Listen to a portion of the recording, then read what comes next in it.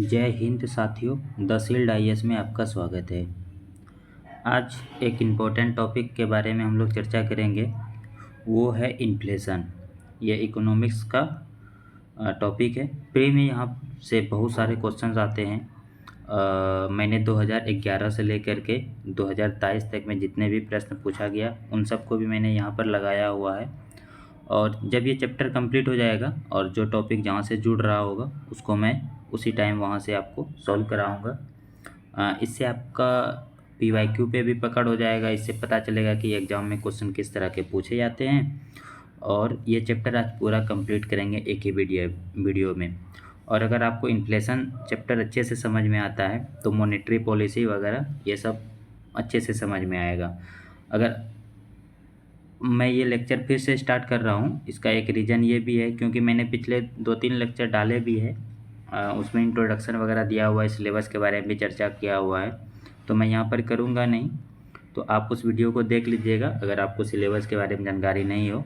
मैंने सोचा कि फिर से क्यों ना एक न्यू सीरीज स्टार्ट करा जाए, और इसीलिए मैंने इन्फ्लेशन से डायरेक्ट चुना।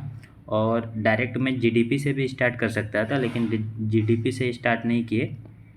कुछ न्यू टाइप का आपके सामने इकोनॉमिक्स को लाना था, इसी कारण से मैंने इन्फ्लेशन से स्टार्ट किया। और इन्फ्लेशन से क्यों स्टार्ट किया, ये जब आप रेगुलर क्लास करते रहेंगे देखेंगे तो फिर आपको एग्जैक्ट पता चलेगा कि हाँ, मैंने जो पढ़ रहा था इस क्रम में वो हमारे लिए बहुत ही ज़्यादा बेनिफिशियल हुआ, क्योंकि चीज़ें एक दूसरे से क्या होती है, रिलेटेड होती है। तो इसी कारण से मैंने इन्फ्लेशन से सोचा कि शुरू करते हैं। चलिए स्टार्ट करते हैं। देखिए कुछ चीज़ें यहाँ पर लगाया गया है ये ताकि हेल्प के लिए, लेकिन मैं फ्री हैंड ही यहाँ पर सारी चीज़ें बताने वाला हूँ आपको। उसके लिए आपको टेंशन लेने की आवश्यकता है। देखिए सबसे पहले जो है ना, मेरा जो टॉपिक है वो है मुद्रास्फीति। ठीक है, इंग्लिश में बोलते हैं इन्फ्लेशन। तो इसके बारे में बात करेंगे। सबसे पहले तो हमें इसको समझना पड़ेगा कि ये मुद्रास्फीति क्या है ना। मुद्रा और स्फीति, इसका मतलब क्या हुआ कि कोई भी चीज़ है, चाहे वो आपका वस्तु हो या फिर सेवा हो, वस्तु या फिर सेवा, सर्विस, है ना। आपको पता होगा वस्तु, जैसे मैं अभी जिसमें ये रिकॉर्ड कर रहा हूँ, हमारे पास एक टैब है, एक पेन है ना। आप जिसमें देख रहे हैं वो एक तरह का क्या है, वस्तु है। लेकिन जिस इंटरनेट के माध्यम से मैं ये सारी चीज़ें आप तक पहुँचाने का काम कर रहा हूँ वो क्या है, सर्विस है ना। इंटरनेट एक टाइप का सर्विस हुआ। तो ये चीज़ें समझना है। तो गुड्स एंड सर्विसेज, वस्तु और सेवा, इनके सामान्य मूल्य में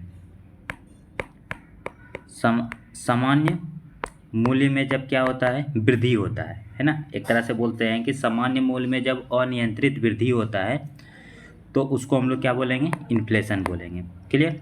तो देखिएगा समझना है यहाँ पे, मुद्रास्फीति किसको बोलेंगे, जब सामान्य मूल स्तर में अनियंत्रित वृद्धि हो जाए, या फिर इसको एक तरह से ये भी बोल सकते हैं कि क्रय शक्ति क्रय शक्ति क्या हो जाती है, कम हो जाती है पैसों का, है ना। मुद्रा का या जो पैसा होता है उनका क्रय शक्ति में क्या होती है, गिरावट आ जाती है।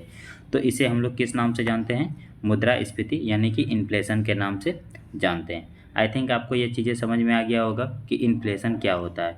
एकदम सिंपल वे में समझना है, इन्फ्लेशन के क्या प्रभाव होते हैं, सारी चीज़ों के बारे में हम लोग चर्चा करेंगे। चलिए इसको जो है एक एग्जाम्पल से समझने का प्रयास करते हैं, कैसे इन्फ्लेशन किस तरह से हो सकता है। जैसे मान लीजिए कि एक ऑब्जेक्ट है, एक सेकंड में इसको थोड़ा सा सही कर लूँ। मान लीजिए एक ऑब्जेक्ट है और वो ऑब्जेक्ट है आपका कोई भी गुड्स है ना, कोई भी गुड्स। जैसे मान लीजिए एक पेन ही है, ठीक है। और उस पेन का जो प्राइस है मान लीजिए अभी 100 रुपीज़ है। एक पेन का जो प्राइस है वो कितना है, 100 रुपया है। आज के डेट में मान लीजिए आज जब मैं ये वीडियो रिकॉर्ड कर रहा हूँ तो आज ये आपका 100 रुपया का है। मैं नेक्स्ट वीक जैसे ही मैं पेन खरीदने गया तो 100 रुपया था। मैं नेक्स्ट वीक अगले 7 दिन के बाद फिर से मैं जाता हूँ उसी पेन को ख़रीदने के लिए। वो पेन जो है 120 रुपया का सपोज करिए हो गया। तो अब देखिए ये 7 दिन में यहाँ पर क्या हुआ, प्राइस इंक्रीज किया। कितना रुपया इंक्रीज किया, 20 रुपया। यहाँ पर क्या हुआ, प्राइस बढ़ा। तो ये जो 20 रुपया प्राइस बढ़ा, ये क्या हुआ, इन्फ्लेशन, इसी को हम लोग क्या बोलेंगे, इन्फ्लेशन, प्राइस का बढ़ना। गुड्स एंड सर्विस में प्राइस का बढ़ना ही क्या कहलाता है, इन्फ्लेशन कहलाता है। ठीक है। अब एक चीज़ यहाँ पर और समझने वाली बात है कि देखिए, पहले सपोज करिए यहाँ पर पहले आप 10 पेन खरीद रहे होंगे, ठीक है, 100 रुपया में। अब उसी का प्राइस कितना हो गया, 120 रुपया हो गया। तो क्या इस मुद्रा का परचेजिंग पावर घटा कि नहीं।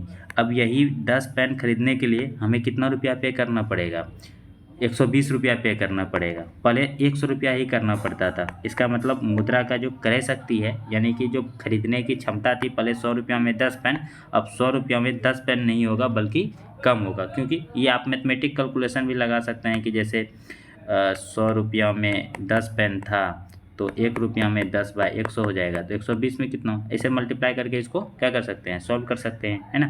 ये होगा 100 रुपया पे निकलेगा। उसी तरह से जब आप 120 रुपया में निकालेंगे, ऐसे निकालना पड़ेगा, ये 100 पे निकला, ठीक है, 120 में कितना होगा। अगर 120 में निकालना चाहते हैं, 120 में मान लीजिए 10 पेन, तो अब एक में कितना पेन हो जाएगा आपका, 10 बाय 120 हो जाएगा। 100 में कितना होगा, मल्टीप्लाई करके इसको सॉल्व कर देंगे, है ना। 100 बटे कितना हो जाएगा, 12। तो कटा करके एग्जैक्ट मतलब उतना पेन आप खरीद सकते हैं, ठीक है। मतलब कम आएगा पेन, 10 नहीं 8 9 आएगा, क्योंकि यहाँ पर इंटीजर में आएगा तो इंटीजर में तो पेन मिलेगा नहीं। एज ए आप एग्जांपल समझिए कि हमें कम पेन मिलेगा, ठीक है। 100 रुपया में अब कम पेन मिलेगा, लेकिन अगर हमें ज़्यादा बढ़ा करके देना होगा तो हमें 120 रुपया उसको पे करना पड़ेगा। यही है इन्फ्लेशन। जब सामान्य कीमत में मूल्य वृद्धि हो जाता है, गुड्स एंड सर्विसेज के जो समान कीमत होता है उसके मूल्य में निरंतर वृद्धि देखी जाती है, उसे हम लोग इन्फ्लेशन बोलते हैं। या फिर और इस स्थिति में क्या होता है कि जो मुद्रा होती है उनकी क्रय शक्ति में क्या होती है, गिरावट आती है, ठीक है। अब देखिए, ये जो इन्फ्लेशन है, ये आपका जो इन्फ्लेशन है, ये दो तरीके से बढ़ सकता है। मूल्य मतलब जो गुड्स के मूल्य में वृद्धि होता है, ये किस तरीके से बढ़ सकता है। एक तो ऐसा हो सकता है कि मांग बढ़ गया हो, डिमांड बढ़ गया हो। दूसरा ये हो सकता है कि आपूर्ति आपूर्ति क्या हो गया है, कम हो गया है। तो इन दोनों के वजह से गुड्स का डिमांड मार्केट में क्या होता है, बढ़ता या घटता है, ठीक है। अब समझते हैं, चलिए ऐसे समझिए, एक सामान्य कीमत है, एक सामान्य कीमत है। मान लीजिए आप 100 रुपया आपके पास है और 100 रुपया में आप 5 केजी मान लीजिए कुछ भी सपोज करिए चीनी ही खरीद रहे थे, ठीक है।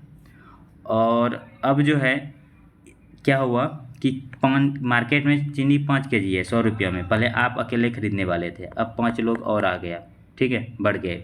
अब मान लीजिए 6 हो गया, तो इस प्राइस का दाम क्या हो जाएगा, बढ़ जाएगा। क्यों, क्योंकि मांग क्या हो गया, अधिक हो गया। दूसरा क्या हो सकता है, आपूर्ति। अब मान लीजिए 5 केजी है, लेने वाले आदमी मार्केट में 100 आदमी है, 100 आदमी के बराबर ये आपूर्ति नहीं कर रहा है, ये तो मार्केट में कितना का बेच रहा है, 5 आदमी के डिमांड को ही पूरा करने के लिए गुड्स को भेज रहा है। तो पर भी इस 10 आदमी को चाहिए ना, तो ये क्या करेगा, मांग को वृद्धि करेगा, ये पैसा ज़्यादा दे करके चाहेगा कि हम ले लें इसे सामान को, ठीक है। तो इसको हम लोग क्या बोलते हैं, आपूर्ति। यानी कि कम आपूर्ति, मार्केट में कम सामान दे करके क्या किया जाता है, इन्फ्लेशन को बढ़ाया जा सकता है, और मांग में वृद्धि के कारण भी इन्फ्लेशन बढ़ता है, ठीक है। तो ये दो कारण आपके पास हो गए, कि और भी बहुत सारे होते हैं, अभी उन सब के बारे में भी चर्चा करेंगे कि और क्यों क्यों मतलब मांग बढ़ता है। ये क्लियर हो गया। देखिए, एक चीज़ में होता है, एक हो गया, ये हो गया मुद्रास्फीति, एक होता है अपस्फीति, ठीक है। मैं वो शब्द यहाँ पर लिख देता हूँ, अपस्फीति। ये अपस्फीति कब होता है, देखिए जब अपस्फीति में जस्ट आप यही समझिए कि जो मुद्रास्फीति है उसका जस्ट अपोजिट होता है। जब 0% से, यानी कि इन्फ्लेशन जो है 0% से कम मुद्रास्फीति की दर, 0% से कम, यानी कि क्या, माइनस में जब मुद्रास्फीति चली जाती है तो उसको हम लोग क्या बोलते हैं, अपस्फीति बोलते हैं, ठीक है। मुद्रास्फीति जब किस में चल जाए, माइनस में चला जाए, यानी कि 0 से कम मुद्रास्फीति के दर को ही हम लोग क्या बोलते हैं, अपस्फीति बोलते हैं। ये याद में रखना है। एक चीज़ और, चलिए यहाँ पर समझते हैं। अपने ये न्यू सीरीज है तो हालांकि आपको पता नहीं होगा, एक होता है एडी, है ना। ये एडी क्या होता है समझिएगा। एडी मतलब होता है एग्रीगेट डिमांड, यानी कि समग्र मांग या फिर सकल मांग भी बोल सकते हैं। सकल मांग में क्या होता है, एक तो आता है सी मतलब कंजप्शन मतलब उपभोग, ठीक है, जो हम लोग खरीदते हैं अपने जीवन में यूज करते हैं, वो क्या हुआ, उपभोग। प्लस एक होता है आई इन्वेस्टमेंट, जिसको हम लोग निवेश बोलते हैं। एक होता है जी मतलब गवर्नमेंट जो परचेज करती है, मतलब सरकारी खरीद एक तरह से बोल सकते हैं। और उसके बाद होता है एक्स, एक्स मतलब होता है आपका निर्यात। और एक होता है एम, एम मतलब होता है आयात। ठीक है, ये फार्मूला होता है एग्रीगेट डिमांड का। अब देखिए इसमें अगर कोई भी चीज़ चेंजेस होता है ना तो समग्र मांग पर उसका प्रभाव पड़ेगा। अगर मान लीजिए कंजप्शन कम हो गया तो इसके ऊपर प्रभाव पड़ेगा। तो ये डायरेक्टली प्रोपोर्शनल है। ठीक है, यहाँ पर किसी भी चीज़ में कंजप्शन गवर्नमेंट जो खरीद करती है अगर उसमें कमी आ जाए तो समग्र मांग पर प्रभाव पड़ेगा, या इसमें ज़्यादा हो जाएगा तो इस कारण से समग्र मांग पे क्या होगा, वृद्धि हो जाएगा या फिर कमी हो जाएगा। अगर इन सब में कोई सा भी एक भी चीज़ क्या होता है, एक भी फैक्टर में चेंजेस हमें देखने को मिलेगा। तो ये फार्मूला आपको ध्यान में रखनी है। इस फार्मूला पे आगे आप देखेंगे कि बहुत सारे क्वेश्चंस आपके क्या होने वाले हैं, सॉल्व होने वाले हैं। ठीक है, तो एक बार मैं फिर से रिपीट कर देता हूँ। सी, सी मतलब कंजप्शन हो गया आपका, मतलब उपभोग। आई इन्वेस्ट निवेश जिसको बोलते हैं। और सरकारी खरीद जी। और एक्स हो गया आपका क्या, निर्यात। और एम हो गया आयात। एक चीज़ आपने सुना होगा ना, मुद्रास्फीति और अपस्फीति अंतर। ठीक है, मुद्रास्फीति और अपस्फीति अंतर, जिसको हम लोग बोलते हैं इसको हम लोग बोलते हैं इन्फ्लेशनरी गैप के नाम से भी जानते हैं। ये एक होता है इन्फ्लेशनरी गैप, एक होता है आपका डिस्प्लेंटरी गैप। ठीक है, ये दो चीज़ें होता है, ये दोनों चीज़ें आपको समझना पड़ेगा। देखिए एक ब्रिटिशर्स मतलब ब्रिटिश अर्थशास्त्री थे केनेस। ठीक है, उन्होंने अपना एक पुस्तक लिखा था, मैं पुस्तक का नाम बोल देता हूँ, general theory of unemployment interest money. उसमें उन्होंने कहा था कि जब अर्थव्यवस्था में पूर्ण रोजगार पर क्रियान्वित होगी, जब अर्थव्यवस्था में पूर्ण रोजगार पर क्रियान्वित होगी तो कुल आपूर्ति और मांग में संतुलन बना हुआ रहेगा। इसका मतलब क्या हुआ, आप ये समझिए कि मूल्य का समान स्तर, कोई भी ऑब्जेक्ट है उसका मूल्य, उसका जो मूल्य होगा उसका क्या होगा, सामान्य स्तर बना हुआ रहेगा। और सामान्य स्तर में जब क्या हो जाएगा, वृद्धि देखा जाएगा, उसके मूल्य में वृद्धि, तो मूल्य में वृद्धि उसको हम लोग क्या बोल देंगे, मुद्रास्फीति बोलेंगे। अगर कमी हो जाएगा तो हम उसको क्या बोलेंगे, अपस्फीति बोलेंगे। इतना बात क्लियर हो गया। सामान्य मूल्य है, सामान्य मूल्य में जब हम लोग वृद्धि देखेंगे तो उनको मुद्रास्फीति बोलेंगे। और अगर उसके मूल्य में क्या हो जाएगा, कमी देखी जाएगी तो उसको हम लोग क्या बोलेंगे, अपस्फीति बोलेंगे, जो कि मैंने आपको ऑलरेडी समझा दिया है। चलिए एक नया टर्म आपको बताने की कोशिश करते हैं, जिसको हम लोग बोलते हैं inflationary gap, TIO, inflationary gap. Inflationary gap मतलब महंगाई का अंतर। ये कैसे होता है ना, महंगाई में इतना जो अभी हमने देखा 100 रुपया का सामान जो है 120 रुपया हो गया, ये कैसे हुआ है ना, इनके क्या क्या कारण हो सकते हैं ना। तो महंगाई अंतर आने का या फिर इन्फ्लेशनरी गैप आने का क्या क्या कारण हो सकते हैं। एक तो हो सकता है कि धन की आपूर्ति ज़्यादा हो गया हो। धन की आपूर्ति ज़्यादा क्यों इन्फ्लेशनरी गैप को बढ़ाता है, सोचिए हर आदमी के पास पैसा चला गया है ना। अब वो क्या चाहेगा कि विलासितापूर्ण अपना जीवन जीने के लिए अपने नीड्स को फुलफ़िल करेगा। और नीड्स को फुलफ़िल करने के लिए ये क्या करेंगे, धन को अधिक खर्च करेंगे, क्योंकि सभी के पास क्या हो गया, पैसे पहुंच चुका है।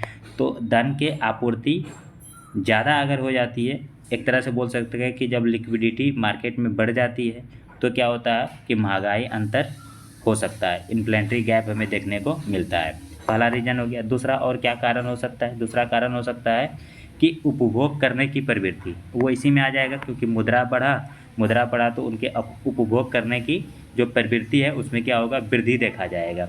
अब जब वृद्धि होगा तो हम लोग क्या बोलेंगे कि उस कारण से भी इन्फ्लेशनरी गैप हमें देखने को मिलता है। तीसरा कारण आपका हो सकता है एक निवेश। ठीक है, अगर निवेश में व्यय बहुत ज़्यादा हो जाता है तो उस कारण से भी हमें महंगाई अंतर देखने को मिलता है। चौथा कारण जो है आपको एक होगा राजकोषीय घाटा। ठीक है, अरे राजकोषीय घाटा। अब राजकोषीय घाटा किस तरह से, तो राजकोषीय घाटा में अगर वृद्धि देखी जाए होगा तो पर भी हमें ये इन्फ्लेशनरी गैप, देखिए इन्फ्लेशनरी गैप का हिंदी आप इंग्लिश ही हालांकि याद रखिएगा, हिंदी में आपका हो जाएगा महंगाई अंतर। ठीक है, ये याद रखना, महंगाई अंतर। तो राजकोषीय घाटा अगर होगा तो वहाँ से भी, या शुद्ध निर्यात में वृद्धि हो जाता है तो वहाँ पर भी हमें महंगाई में अंतर देखने को मिलता है। अंततः हम ये बोल सकते हैं, एक चीज़ ये ध्यान में रखना है आपको यहीं पर कि उच्च विकास, जब उच्च विकास होगा तो मांग भी क्या होगा, बढ़ेगा, यानी कि उच्च मांग होगा। अब मुख्य वहाँ होने के लिए इस मांग अगर उच्च होगा तो मुद्रास्फीति का ये एक मुख्य कारण बढ़ेगा। देखिएगा, फिर से मैं एक ग्राफ आपके साथ बना देता हूँ यहाँ पे, ताकि आप इस चीज़ को अच्छे से समझ पाएँ। इरेज कर लेता हूँ एक बार।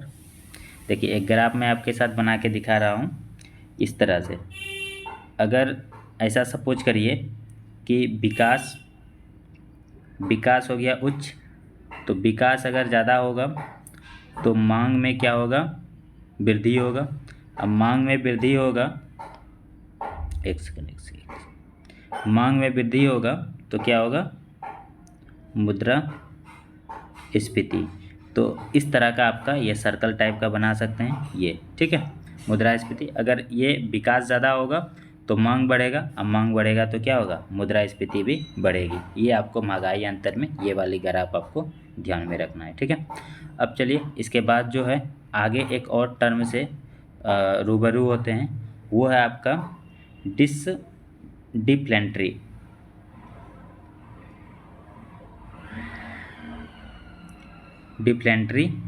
गैप।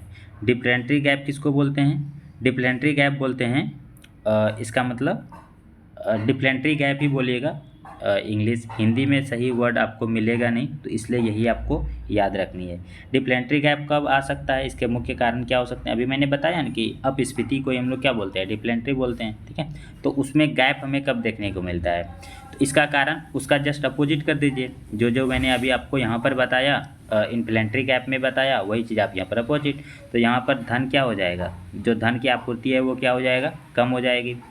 तो धन का आपूर्ति कम होगा, या फिर कीमत में और गिरावट की उम्मीद, मतलब ऐसा यहाँ पर होता है, एक चीज़ आपको समझाते हैं। यहाँ पर कीमत जो होता है ना, कीमत में जो ग्राहक होते हैं वो सोचते हैं कि कीमत में अभी और गिरावट होगा, और गिरावट होगा, इस बात को वो सोच करके इस उम्मीद से वो मतलब पैसा को क्या करते हैं, बचाव करने लगते हैं। उनकी बचाव की प्रवृत्ति बढ़ जाती है, जिससे उपभोग में क्या होती है, गिरावट आ जाती है। उपभोग में गिरावट क्यों आया, क्योंकि उनको लग रहा था, उनको मतलब कौन, जो उपभोक्ता है, उनको लग रहा है कि कीमत में और अभी अधिक गिरावट होगा, तो जब और सस्ता हो जाएगा गुड्स तब हम खरीदेंगे। और उस खरीदने के चक्कर में क्या करते हैं कि वो पैसा को और सेव करके रखते हैं, ठीक है। इस कारण से, इस वजह से भी हमें डिप्लेंट्री गैप देखने को मिलता है। उसमें बताए थे निवेश बढ़ जाता है, यहाँ निवेश क्या हो जाएगा, कम हो जाएगा। वहाँ राजकोषीय घाटा बताए थे, तो यहाँ पर राजकोषीय समेकन आप यूज कर लीजिएगा। वहाँ पर शुद्ध निर्यात बढ़ा था, तो यहाँ शुद्ध निर्यात क्या होगा, कम होगा। तो अगर इसका भी ग्राफ बनाना चाहें तो आपको क्या हो जाएगा यहाँ पर, यानी कि यहाँ पर हमें क्या देखने को मिल सकता है, मंदी। जब डिफ्लेंशनरी गैप जैसे जैसे बढ़ेगा उसका परिणाम क्या होगा, मंदी होगा, है ना। मंदी यानी कि जब इन्फ्लेशन क्या बोले 0% से क्या हो जाए, कम हो जाए, निगेटिव में चला जाए, तो उसको हम लोग क्या बोलते हैं, मंदी बोलते हैं। तो सकल मांग क्या हो जाती है, कम हो जाती है। यानी कि ये जो मैंने आपको फॉर्मूला दिया, ये समग्र मांग ही क्या हो जाती है, कम हो जाती है, जो किस चीज़ को जन्म देता है, मंदी को जन्म देता है, ठीक है। इतना चीज़ क्लियर हो गया आपको।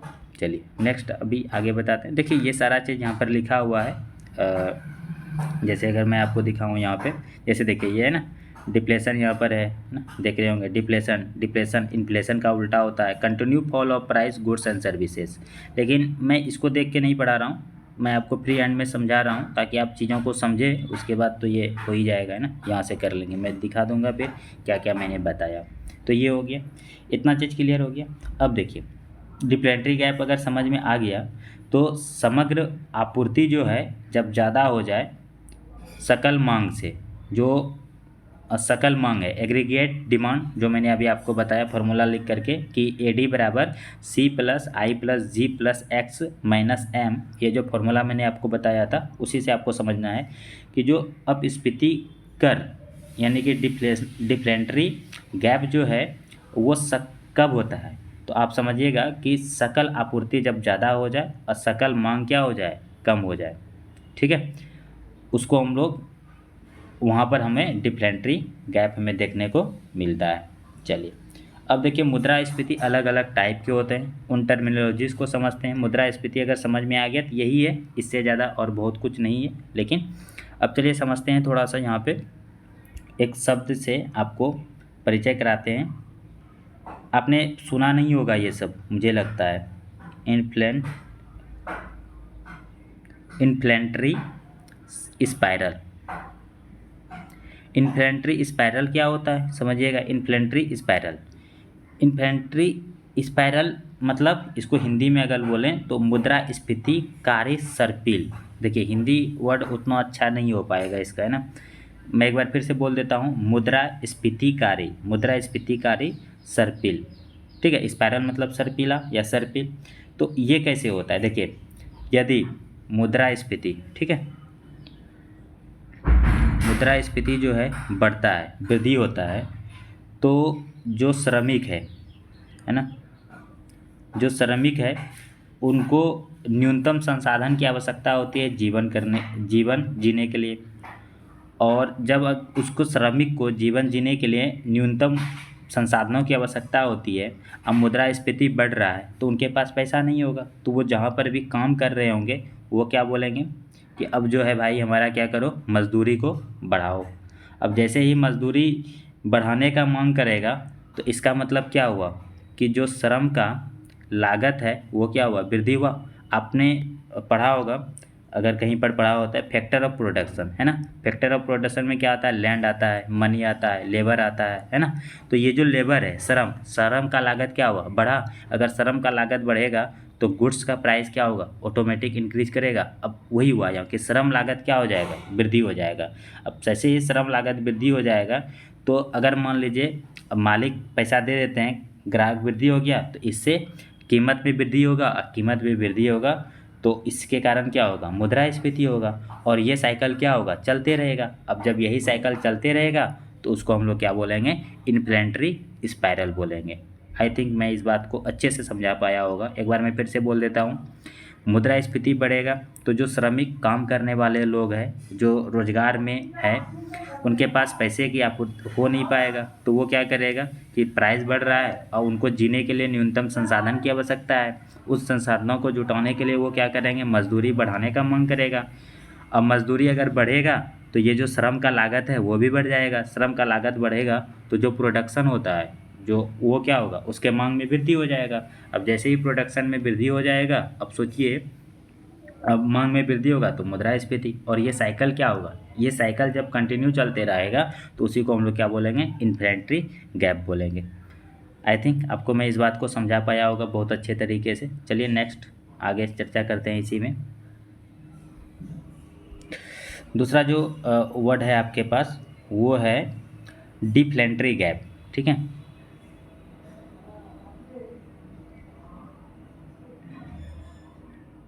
डिफ्लेंट्री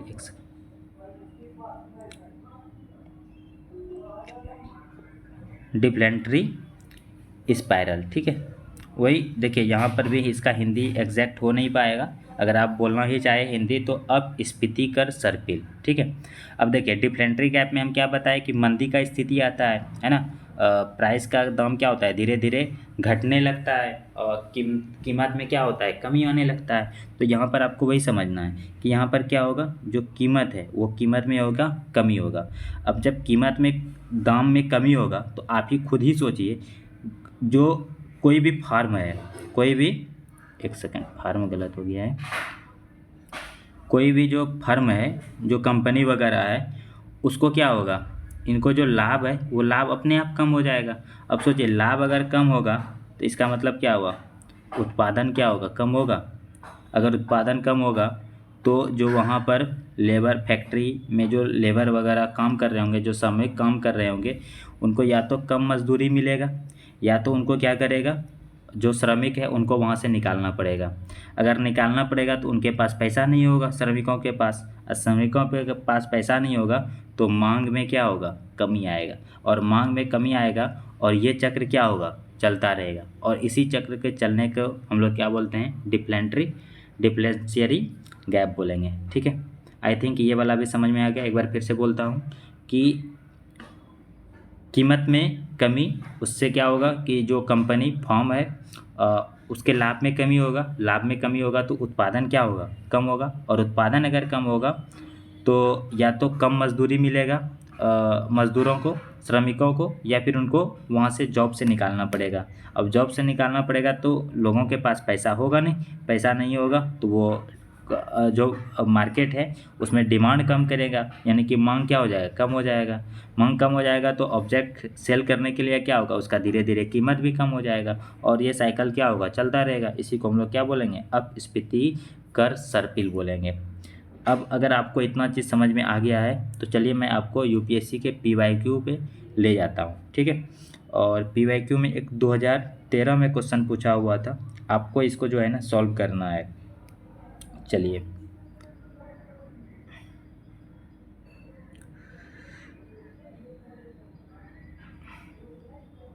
चलिए इस प्रश्न को देखिए यहाँ पर, और आप वीडियो को पॉज करके 10 सेकंड में आपको क्या करना है, उत्तर देना है, ठीक है। कमेंट बॉक्स में आप इसका उत्तर करेंगे, हालांकि मैं तो अभी यहाँ पर बताऊँगा ही कि इसका उत्तर क्या होगा, लेकिन आपको क्या करना है कि इस प्रश्नों का उत्तर आपको देना है। वीडियो को पॉज करें, उसके बाद इस प्रश्नों का उत्तर दीजिए। मैं एक बार प्रश्न को पढ़ देता हूँ। देखिए क्या लिखा हुआ है यहाँ पे कि सामान्य कीमत स्तर में बढ़ोतरी, क्या बोला गया है? अभी मैंने आपको बताया ना, इन्फ्लेशन का डिफिनेशन मैंने बताया कि जब सामान्य कीमत में स्तर में बढ़ोतरी होता है तो उसको हम लोग क्या बोलते हैं, मुद्रास्फीति बोलते हैं। समझ में आ गया यहाँ पर, सामान्य कीमत स्तर में बढ़ोतरी निम्नलिखित में से किस किस कारण हो सकते हैं। मैंने सारे कारण बता दिए आपको कि कौन कौन से ऐसे कारण हैं जिससे कि समग्र समान कीमत में क्या होती है, वृद्धि हमें देखने को मिलता है, ठीक है।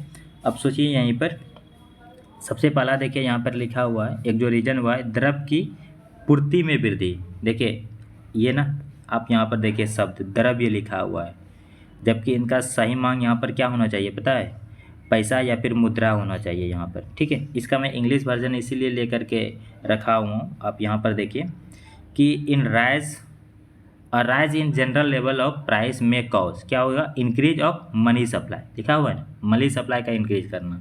और देखिए यहाँ पर इंग्लिश हिंदी में क्या लिखा है, द्रव्य की पूर्ति में वृद्धि, ठीक है। तो देखिए अभी मैंने आपको बताया जस्ट कि अगर क्या होता है कि मुद्रा में वृद्धि होगा तो मांग क्या होगा, बड़ी, क्योंकि लोगों के पास अधिक पैसा जाएगा, और लोगों के पास अगर अधिक पैसा जाएगा तो उसमें मांग करने की प्रवृत्ति बढ़ जाएगी, जो क्या करेगा, उसको बढ़ा देगा, ठीक है। उत्पादन के समग्र मांग में गिरावट, देखिए यहाँ पर जो है, अब उत्पादन के समग्र मांग में, समग्र स्तर में गिरावट होगा प्लस प्रभावी मांग में वृद्धि होगा, तो मांग में क्या होगा, वृद्धि हो जाएगा। तो अब देखिए उत्तर इसका क्या होगा, आपको कमेंट सेक्शन में करना है। पहला तो सही है, दूसरा भी सही है, और ये जो है ना तीसरा वाला समग्र मांग में वृद्धि होगा। अभी समग्र मांग का मैंने डिफिनेशन आपको बताया हुआ था, तो आपका आंसर जो हो जाएगा यहाँ पर डी हो जाएगा, ऑप्शन नंबर डी, यानी कि चौथा ये हो जाएगा आपका आंसर, ठीक है। तो ये वाला आपको पॉइंट ध्यान में रखनी है।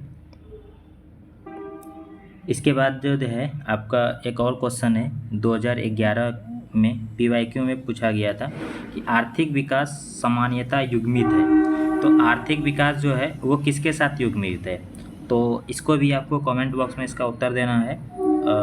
वैसे इसका मैं आंसर आपको बता देता हूँ, पहले आप सोचिए कि क्या हो सकता है। इसका क्या है कि आर्थिक विकास जो है किसके साथ युग्मित होता है, स्फीति के साथ युग्मित होता है, ठीक है। इन दोनों प्रश्नों का भी बताएंगे कि मुद्रास्फीति जो है 2 से ±4% के बीच में होना चाहिए, जो क्या करता है, अर्थव्यवस्था को सुचारू रूप से चलने में क्या करता है, मदद करता है, वो सब मैं बताऊंगा। इसीलिए स्फीति के साथ हमारा आर्थिक विकास क्या होता है, जुड़ा होता है ना। अगर मान लीजिए थोड़ा सा इन्फ्लेशन नहीं रहेगा, इन्फ्लेशन कम हो जाएगा, तो इन्फ्लेशन को बढ़ाने के लिए भी सरकार क्या करती है, कभी कभी मदद करती है। अभी डिफरेंट टाइप का हम इन्फ्लेशन पढ़ेंगे तो फिर मैं वहाँ पर बताऊँगा। ये क्वेश्चन यहाँ से कनेक्ट हो रहा था, इसीलिए मैंने आपको ये दोनों क्वेश्चन कि आर्थिक विकास जो है वो स्फीति के साथ क्या है, जुड़ा हुआ है, तो इसका आंसर हो जाएगा आपका ऑप्शन नंबर बी, ठीक है। और इस वाले का आपको यहाँ पर ध्यान रखना है कि समान कीमत में बढ़ोतरी स्फीति का कारण कब हो सकता है, मुद्रा की वृद्धि हो जाएगा, उत्पादन के समग्र स्तर में गिरावट होगा, और उसके बाद प्रभावी मांग में भी क्या हो जाएगा, वृद्धि हो जाएगा। तो ये तीनों कारण हो सकते हैं किसके सामान्य स्तर में बढ़ोतरी होने का। तो ये हो गया। अभी मैंने बताया था ना कि अगर आपूर्ति ही कम हो जाए तो उत्पादन के समग्र में गिरावट का मतलब क्या हुआ कि आपूर्ति कम हो गया, है कि नहीं। तो ये चीज़ें आपको पॉइंट को ध्यान में रखनी है। चलिए नेक्स्ट जो है आगे हम लोग बात करते हैं इसी में। ये क्वेश्चन आपको समझ में आ गया होगा, दोनों जो इससे जुड़ा हुआ था उनको मैंने करा दिया। उसके बाद जो है एक एक और आधार होता है मुद्रास्फीति का बढ़ने या फिर घटने का। उन कारणों पे चलिए चर्चा करते हैं थोड़ा सा। एक और कौन सा कारण होता है, उसको हम लोग बोलते हैं मांग जन्य मुद्रास्फीति। मांग जन्य मुद्रास्फीति क्या होता है समझिएगा, यानी कि हम लोग इसको इंग्लिश में बोलेंगे demand pull inflation. Demand pull inflation क्या होता है कि आप इसको बोल सकते हैं डिमांड पुल इन्फ्लेशन को अगर मैं आपको संक्षिप्त में कहूँ तो आप एक फार्मूला याद रख सकते हैं, too much money chasing too much goods, यानी कि अधिक वस्तुओं से अधिक धन। Too much money chasing too much goods, इसका मतलब क्या हुआ, अधिक वस्तुओं से अधिक धन, यानी कि कीमत बढ़ रही है। कीमत क्यों बढ़ा, यहाँ पर इसका मांग जनित मुद्रास्फीति मतलब क्या हुआ कि कीमत में क्या हो रही है, बढ़ रही है। अब कीमत जो बढ़ रही है क्यों बढ़ा, कारण क्या है, क्योंकि लोगों के पास क्या है, पैसों की आपूर्ति क्या है, ज़्यादा हो गया है। अगर पैसों अतिरिक्त आपूर्ति होगा लोगों के पास तो वो क्या करेंगे कि मार्केट में एकदम मांग किसका करेगा, एक तो गुड्स मतलब वस्तु और दूसरा सर्विसेज, ठीक है, सर्विसेज का करेगा। तो वस्तु और सेवाओं के मांग में क्या होगा, वृद्धि होगा। तो उसको हम लोग क्या बोलेंगे, मांग जनित या मांग जन मुद्रास्फीति उसको बोलेंगे।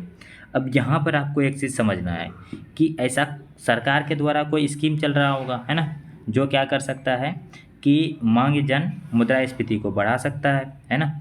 अभी आपने हाल ही में देखा होगा कोविड के टाइम पे कि क्या हुआ था कि मांग गिर रहा था, तो सरकार ने मांग में वृद्धि कराने के लिए एक स्पेशल टाइप का स्टिमुलस पैकेज को अनाउंस किया था। सरकार ने खुद पैसा खर्च किया मार्केट में ताकि क्या हो, डिमांड बढ़े, ठीक है, ताकि जो डिसइंफ्लेशन है ना, डिस्प्लेंट्री गैप में हम ना चले जाएं, अपस्फीति में ना चले जाएं, ठीक है।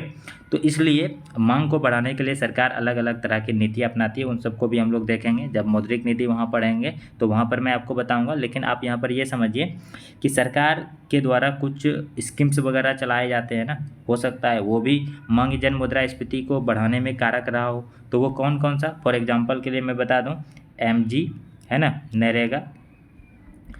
नरेगा हो सकता है एक। दूसरा जैसे जो वेतन दिया जाता है, वेतन आयोग है ना, PM किसान योजना है।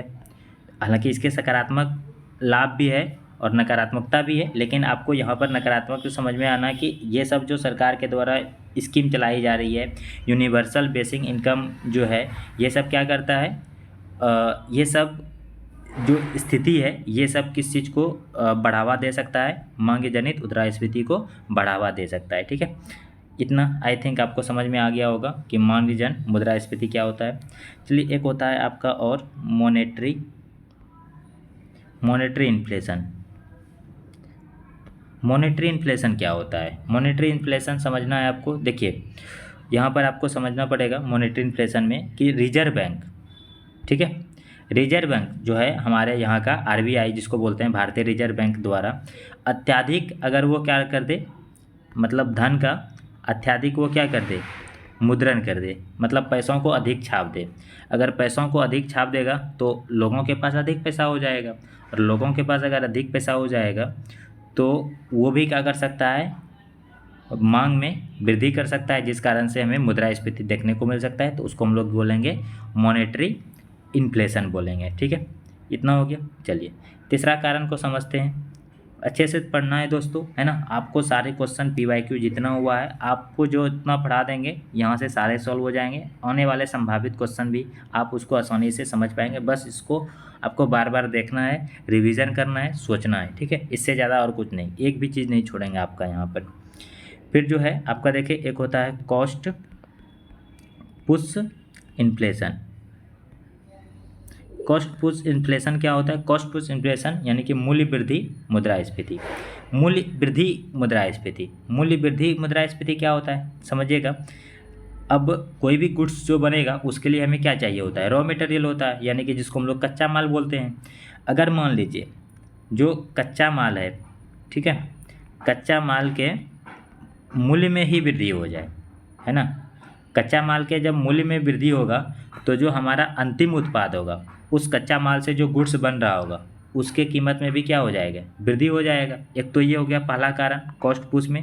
अच्छा, दूसरा क्या हो सकता है? एक तो कच्चा माल में वृद्धि हो गया, दूसरा जैसे मान लीजिए परिवहन, परिवहन जो है परिवहन का कॉस्ट भी तो उसी में जुड़ेगा, तो परिवहन में वृद्धि। अगर मान लीजिए तीसरा कारण और क्या हो सकता है? मूल्य वृद्धि।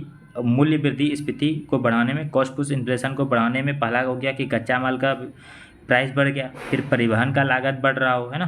क्योंकि आपको पता है कि हमारा जो इकोनॉमी है वो तेल आधारित है ना, जो हम आयात पे निर्भर है हमारा, और आयात पे अगर निर्भर है तो कभी कभी उसका मार्केट में क्या होता है? प्राइस बढ़ जाता है, तो परिवहन का लागत भी हमारे यहाँ पर क्या हो जाता है? बढ़ जाता है। प्लस लेबर यूनियन जो है, व्यापार, वो सब क्या करते हैं? हड़ताल करते रहते हैं वेतन में वृद्धि करने के लिए। फिर क्या हो सकता है कि एक प्राकृतिक आपदाएं आती है और उस प्राकृतिक आपदाओं में जो हमारा फसल है वो बर्बाद हो जाता है। तो अगर मान लीजिए समझ करिए कि एक कोई कंपनी है और वो कंपनी चिप्स बनाता है। अब चिप्स बनाने के लिए उसको क्या चाहिए? आलू चाहिए, और आलू जहाँ पर उगता है वहाँ पर क्या हो गया?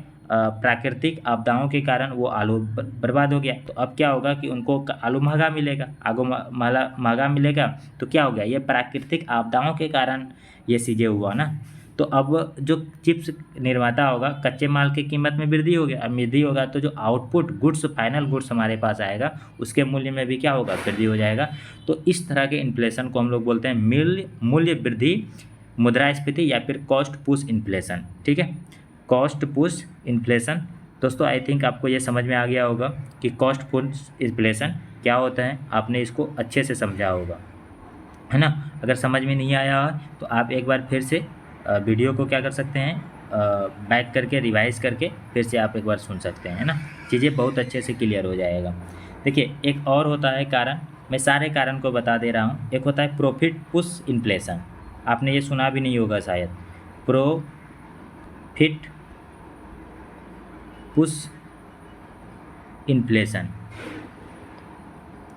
प्रॉफिट पुश इन्फ्लेशन क्या होता है समझिएगा कि जब कोई उत्पादक संघ, है ना, कोई भी कंपनी होगा, कोई भी फार्म होगा जो गुड्स को मैन्युफैक्चर कर रहा होगा, अगर उसका एकाधिकार हो जाए, है ना, एकाधिकार हो जाए मार्केट में, तो वो लालच में, मतलब अधिक लाभ की पूर्ति के लिए वो जानबूझकर क्या करेगा? कटौती कर देगा उत्पादन में, यानी कि आपूर्ति को क्या कर देगा? कम कर देगा। और उस कारण से क्या होगा कि मूल्य में वृद्धि हो जाएगा।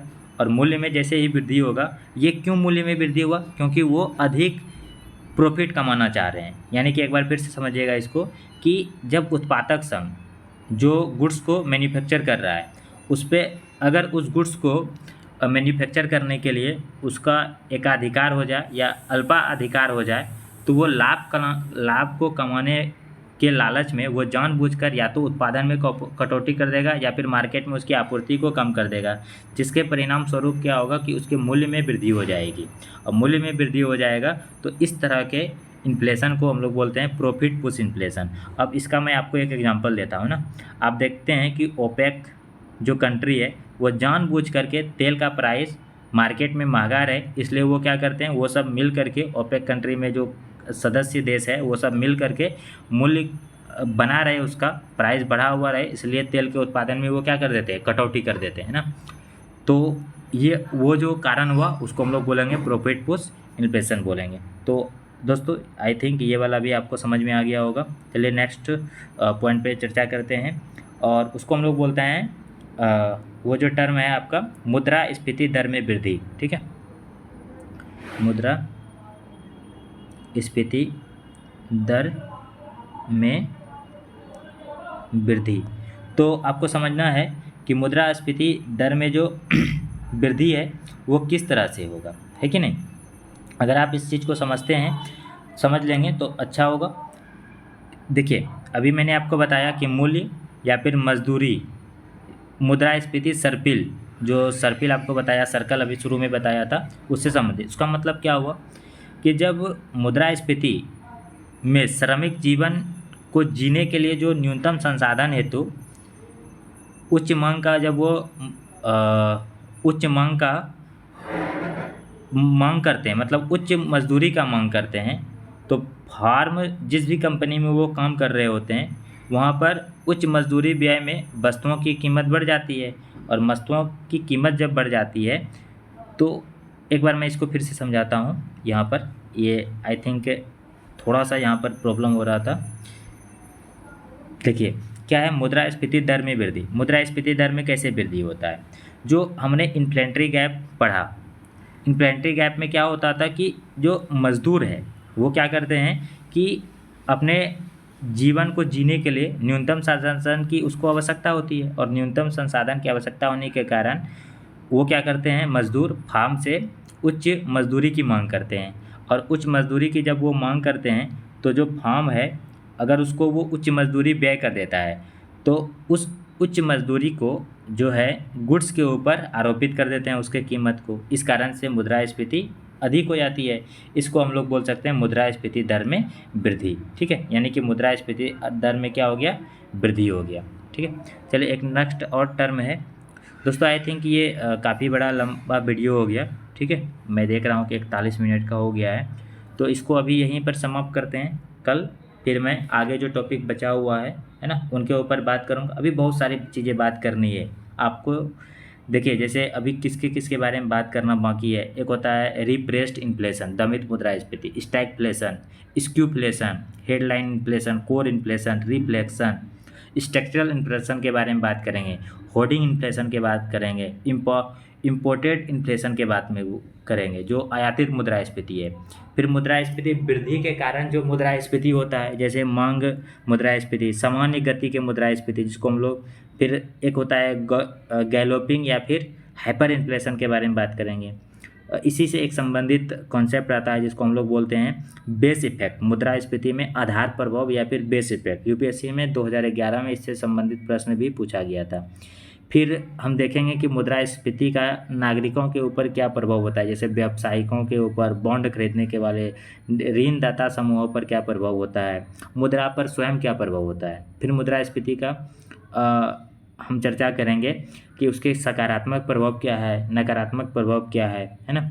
फिर अलग अलग एजेंसी जो है किस तरह से इसको कंट्रोल करने के लिए कदम उठाती है। उसके बाद अन्य प्रकार के बहुत सारे इन्फ्लेशन सूचकांक भी आते हैं, और जैसे आपने नाम सुना होगा मोस्पाई जो करता है ना, एनएसओ से मिल करके, सीपीआई कंज्यूमर प्राइस इंडेक्स एक होता है ना, कंज्यूमर प्राइस इंडेक्स होता है। फिर एक आता है होलसेल प्राइस इंडेक्स आता है, उनके बारे में बात करेंगे। उसके अलावा भी बहुत सारे और आपके क्या बोलते हैं कि इन्फ्लेशन को गणना करने के लिए अलग अलग सूचकांक आते हैं।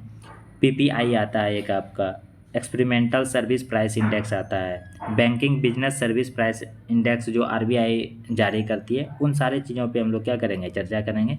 एक बार यूपीएससी ने पूछा भी था आईआईपी से, यानी कि इंडेक्स ऑफ इंडस्ट्रियल प्रोडक्शन से क्वेश्चन पूछा हुआ था। मैं उस क्वेश्चन को भी आपके साथ कराऊंगा और उस इंडेक्स के बारे में भी बताऊंगी कि और आईआईपी क्या है उसके बारे में भी, ठीक है।